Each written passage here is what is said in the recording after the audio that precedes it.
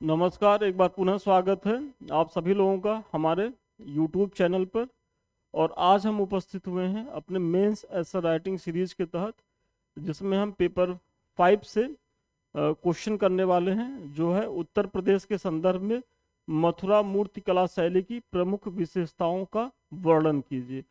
देखिए, इस सीरीज के माध्यम से हमारा ये प्रयास है कि हम आपको जो है मुख्य परीक्षा से संबंधित जो महत्वपूर्ण क्वेश्चन है उसको तो कराएं ही कराएं, साथ ही आपको क्वेश्चन ही ना कराएं, आपको उत्तर कैसे लिखना है, भूमिका कैसे बनानी है, निष्कर्ष कैसे लिखना है, बीच की बॉडी को कैसे लिखना है, वो सारी चीजें हम यहाँ आपको बताएं, ताकि जो है आप लोगों के अंदर जो मुख्य परीक्षा में मेंस को लेकर के जो लिखने का जो डर रहता है। देखिए, जनरली होता क्या है कि जो बच्चे हैं वो प्रीलिम्स तो खूब पढ़ लेते हैं, और प्रीलिम्स में चूंकि लिखना कुछ नहीं रहता है, केवल पढ़ करके वहां गए, OMR सीट पे गोला से रंगे, उनका काम हो गया, प्रीलिम्स पास हो गए। लेकिन आप देखते होंगे अपने आसपास बहुत से ऐसे भैया लोग हैं, बहुत से ऐसे सीनियर्स हैं कि जो PT चैंपियन हैं, मतलब 10 PT पास किए, 20 PT पास कर किए हैं। हम लोग के तो ऐसे ऐसे सीनियर रहे हैं कि जो 20-20, 22-22 PT पास किए हुए हैं, लेकिन मुख्य परीक्षा में उनको वैसी अपेक्षित सफलता नहीं मिल पाती है। वो कारण क्या है कि वो मुख्य परीक्षा के अप्रोच को समझ ही नहीं पाते, आंसर राइटिंग कैसे करनी है, वो इस चीज को इस पे काम नहीं करते, और इसी वजह से होता क्या है कि प्रीलिम्स तो वो पास कर लेते हैं, लेकिन मुख्य परीक्षा में उनका परफॉर्मेंस अच्छा नहीं रहता। और बहुत से ऐसे बच्चे हैं, आप लोग देखे होंगे, कि जो 1-2 अटेम्प्ट में ही वो निकल जाते हैं, बल्कि उनके लिए PT दिक्कत है। वो PT 2-3-4 साल फेल होते हैं, लेकिन एक ही बार अगर प्रीलिम्स निकले तो वो फाइनल सिलेक्शन ले लेते हैं। क्यों ले लेते हैं? क्योंकि उनका लिखने का जो तरीका होता है वो बहुत अच्छा होता है, वो लिखने की शैली को समझ रहे होते हैं, क्या आंसर में देना है वो समझ रहे होते हैं। तो ये सारी चीजें हम इस वीडियो के माध्यम से करवाने वाले हैं। तो आइए अंत तक बने रहिएगा, आपको बहुत ज़्यादा लाभ मिलेगा। चलिए, देखिए, हमारा जो प्रश्न है, उत्तर प्रदेश के संदर्भ में मथुरा मूर्तिकला शैली की प्रमुख विशेषताओं का वर्णन कीजिए। तो आप थोड़ा सा मथुरा मूर्तिकला शैली के बारे में बता दीजिए, मथुरा मूर्तिकला का परिचय दे दीजिए कि मथुरा मूर्तिकला शैली का विकास कुषाण शासकों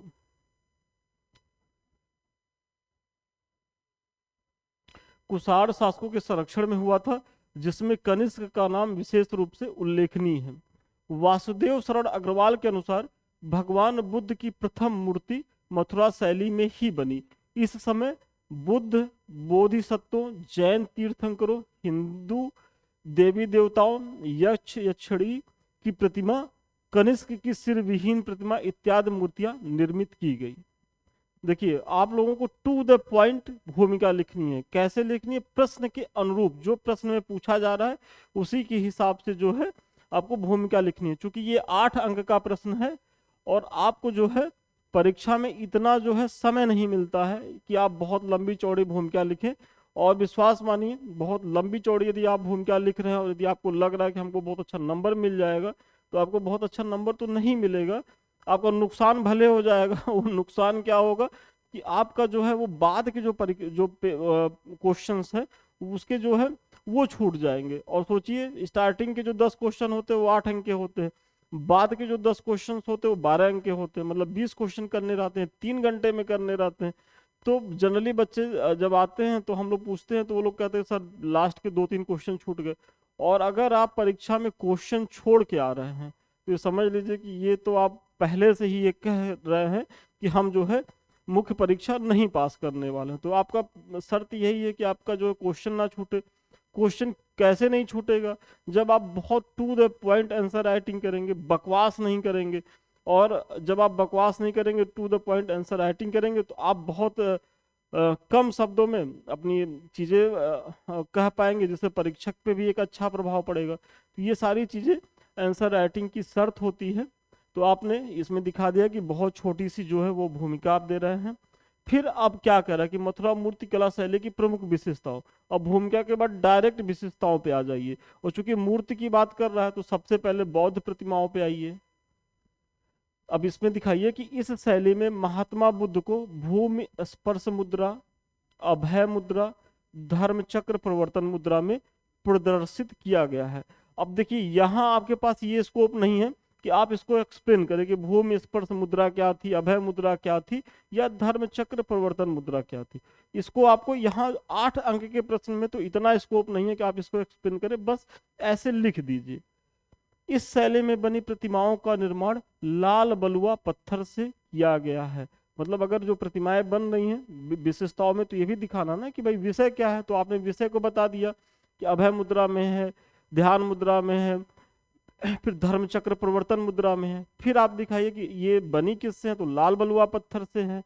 फिर जो है जिनमें आध्यात्मिकता पर अधिक बल दिया गया है। इनकी जो अगली विशेषता है कि आध्यात्मिकता पर अधिक बल दिया गया है, जिसके तहत शारीरिक सौष्ठव की जगह भाव भंगिमाओं एवं प्रभा मंडल बिना अलंकरण के बनाए गए हैं। अब यहाँ अगर आप चाहें तो थोड़ा सा गांधार मूर्ति कला से तुलना कर सकते हैं, वो तब जब आपको चीजें आ रही हों। क्योंकि आप अगर गांधार मूर्ति कला शैली की विशेषताओं को पढ़ेंगे तो इससे उलट वो सब चीजें वहां दिखाई पड़ेंगी। तो ये चीजें हो गई। तो यदि आ रहा है तो थोड़ा सा गांधार मूर्ति कला से तुलना कर दीजिए। फिर अब देखिए बौद्ध प्रतिमाएं आपकी समाप्त हो गई, और ऐसा ही नहीं है कि बौद्ध प्रतिमाओं पे आप बहुत ज्यादा लिखने लगिए। जैन प्रतिमाओं, ब्राह्मण धर्म से जुड़ी प्रतिमाओं को छोड़ दीजिए तो आपको बहुत अंक मिल जाएगा। देखिए उत्तर को बैलेंस लिखना है, कोई भी पॉइंट आपको छोड़ना नहीं है। बौद्ध प्रतिमाओं के बारे में संक्षेप में परिचय दे दिए 30 से 40 शब्दों में, 30 शब्दों में। अब आइए जैन प्रतिमाओं पर। तो मथुरा मूर्तिकला के अंतर्गत जैन धर्म से संबंधित कई मूर्तियों का निर्माण किया गया। कुछ जैन प्रतिमाओं में पार्श्वनाथ को, देखिए अगर आप अभी दावा कर रहे हैं ना कि मथुरा मूर्तिकला शैली के अंतर्गत जैन प्रतिमाओं का भी निर्माण किया गया, तो अब उसका कुछ प्रमाण दीजिए। तो आप प्रमाण क्या दे रहे हैं कि कुछ जैन प्रतिमाओं में पार्श्वनाथ को, जो उनके एक तीर्थंकर थे, को सांप के साथ तथा ऋषभनाथ को कंधे पर झूलते बालों के साथ दर्शाया गया है। इनमें भी बौद्ध प्रतिमाओं की तरह आध्यात्मिकता को ही आधार बनाया गया है। मैंने पहले ही कहा है कि जब आप कोई दावा करिए तो उसका प्रमाण देना जरूरी है। मुख्य परीक्षा की सबसे, अगर आप कोई पूछेंगे एक अनिवार्य शर्त तो यही है कि आप उदाहरण जरूर दीजिए। बिना उदाहरण का आपका उत्तर कंप्लीट नहीं होगा। तो अब ये जैन प्रतिमाओं के बारे में आपने चर्चा कर दी। अब अगला आइए ब्राह्मण धर्म से जो जुड़ी प्रतिमाएं हैं, इनके बारे में बताइए कि मथुरा कला शैली के अंतर्गत ब्राह्मण धर्म से संबंधित अनेक देवी देवताओं की मूर्तियां बनाई गई हैं, जिनमें पार्वती, शिव, विष्णु, लक्ष्मी, नाग, गंधर्व आदि की मूर्तियां उल्लेखनीय हैं। इस कला शैली की सबसे बड़ी विशेषता यह है कि प्रत्येक देवी देवता के लिए कुछ प्रतीकों का प्रयोग किया गया है, जिससे उनकी पहचान सहज रूप से हो सके। जैसे सूर्यदेव को 7 रथों के साथ, तो देवी सरस्वती को किताब के साथ दर्शाया गया है। मतलब आप सोचिए अगर कोई देवी देवता हैं और उनको उनके प्रतीकों के साथ दिखाया जाए तो उनको जो है सभी व्यक्ति आसानी से पहचान लेंगे। अगर सोचिए कोई शिवालय है, शिव जी का मंदिर है और शिव जी की प्रतिमा है, अगर उस प्रतिमा में आप जो है जटाजूट दिखा दीजिए, ऊपर चंद्रमा दिखा दीजिए, गले में सांप लटका हुआ दिखा दीजिए, बगल में त्रिशूल दिखा दीजिए, नंदी बाबा को दिखा दीजिए, नंदी महाराज को, तो ये ऑटोमेटिक लग जाएगा कि शंकर जी की है। इसी तरीके से यहाँ क्या किया गया है, इस शैली में जो हिंदू देवी देवताओं की जो मूर्तियां बनी है मथुरा शैली के अंतर्गत, तो जैसे सूर्य भगवान, तो पहले तो ये था कि भाई जो हम लोगों का जो प्राचीन कॉन्सेप्ट था कि जो है वो सूर्य जो है वो चलते रहते हैं। हालांकि अब तो उलट हो गया है कि भाई नहीं, पृथ्वी उनका परिक्रमा करती है। पहले तो ये लगता था, ये माना जाता था सूर्य जो है परिक्रमा कर रहे हैं, तो वही दिखाया गया सूर्य को रथों के साथ चलते हुए, मतलब उनको जो 7 जो घोड़े हैं उनके रथ को खींच रहे हैं वो चलायमान है। इसी तरीके से देवी सरस्वती जी की चर्चा हो रही है, तो वो किताब के साथ प्रदर्शित हो रही हैं या बीड़ा के साथ प्रदर्शित हो रही हैं, तो ये उनका प्रतीक है। इसी तरीके से गणेश भगवान को तो किसी प्रतीक की जरूरत ही नहीं है, उनका ऐसा शरीर ही है, ऊपर की संरचना ही ऐसी है कि वो तो आसानी से पहचान लिए जाएंगे। यदि विष्णु जी की मूर्ति बन रही है तो उनके जो प्रतीक है शंख, चक्र, गदा, ये सब चीजें उनको दिखाया जा रहा है, चतुर्भुज रूप में दिखाया जा रहा है। तो ये सारी चीजें यहाँ दिखाई पड़ रही हैं, और इनका भी जो एक तरीके से जो है वो शारीरिक सौष्ठव को यहाँ भी बहुत महत्व नहीं दिया गया है। एक तरीके से जो भाव भंगिमाओं को ही दर्शाया गया है और उसमें आध्यात्मिकता को ही जो है वो बढ़ावा दिया गया है, मतलब आध्यात्मिकता को ही केंद्र में रखा गया है। तो ये चीजें हो गई। इस प्रकार भगवान शिव एवं विष्णु भी अपने प्रमुख प्रतीकों के साथ परिलक्षित होते हैं, वही जो मैंने अभी एक्सप्लेन किया। तो आपने मथुरा मूर्ति कला शैली के अंतर्गत सबसे पहला प्रयास क्या किया, मथुरा मूर्ति कला के बारे में संक्षेप में परिचय दिया कि कब इसका काल क्या था, किन राजाओं के समय में ये पुष्पित पल्लवित हुई, आपने छोटा सा परिचय दिया। फिर आप दिखा रहे हैं कि इसके अंतर्गत जो मूर्तियां बनी बौद्ध कला की, जैन धर्म से संबंधित, फिर ब्राह्मण धर्म से जुड़ी प्रतिमाएं। फिर आगे आइए। देखिए आगे आने से पहले एक छोटी सी सूचना, हमारा संस्थान जो है मेंस आंसर राइटिंग सीरीज चला रहा है जो आपके पेपर 5 और पेपर 6 को लेकर के संचालित की जा रही है। और अभी जो है बहुत ज़्यादा टेस्ट नहीं निकले हैं, 7-8 टेस्ट ही हुए हैं। और इसके तहत हमारा ये प्रयास है कि हम जो है मंडे टू फ्राइडे डेली आपको 10 बजे तक हम आपको क्वेश्चन प्रोवाइड करवा देते हैं, 2 क्वेश्चन देते हैं। और उसके बाद जो है आप 5 बजे तक शाम उसको लिख करके जमा करिए, हम उसका मूल्यांकन कर देंगे सेम डे, और सेम डे रात में 9-10 बजे तक आपको जो है उसका मॉडल पेपर दे देंगे। तो इससे देखिए आपका प्रत्येक टॉपिक से जो महत्वपूर्ण क्वेश्चन है वो पूरा कवर हो जाएगा, मतलब कोई ऐसा टॉपिक आपका नहीं बचेगा जहां से आप जो है क्वेश्चन ना कर ले। दूसरी चीज, आपको मॉडल उत्तर दिया जा रहा है तो आपको पूरा कहीं भटकने की जरूरत नहीं है। परीक्षा के समय केवल आप उसका रिवीजन करके चले जाइए और जो आप आंसर राइटिंग करेंगे उसको देख लीजिए, तो आपका तैयारी यहाँ से हो जाएगी।